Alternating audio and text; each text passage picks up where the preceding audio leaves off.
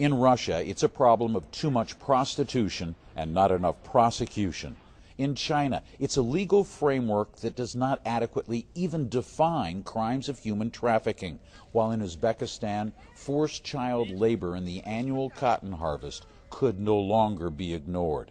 As a result, all three nations face the embarrassment of being downgraded by the U.S. State Department to the lowest level, Tier 3, reserved for states that have repeatedly failed to take meaningful action against modern slavery. It's a different fact pattern in each of those countries, but we simply didn't see the type of forward progress that would allow them to move up in the report.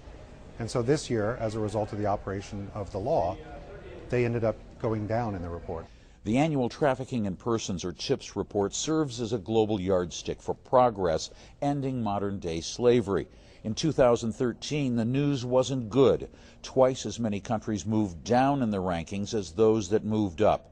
U.S. Secretary of State John Kerry acknowledged the report was tough, but he told an audience gathered in Washington there was good reason for it.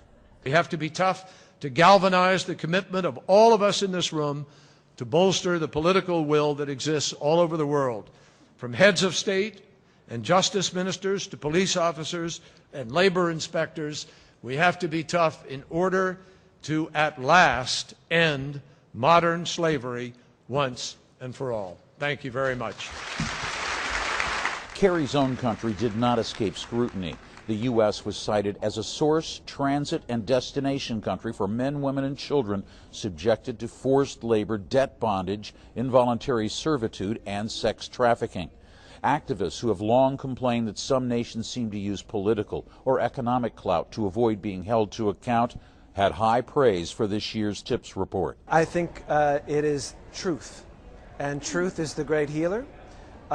Truth is bold, and it looks in all directions, and I think that's the unique aspect of this report that I've seen in every other, is that it has a bold truth to it. The 21 nations at the bottom of the list, now including Russia and China, could face economic penalties, but that's not automatic.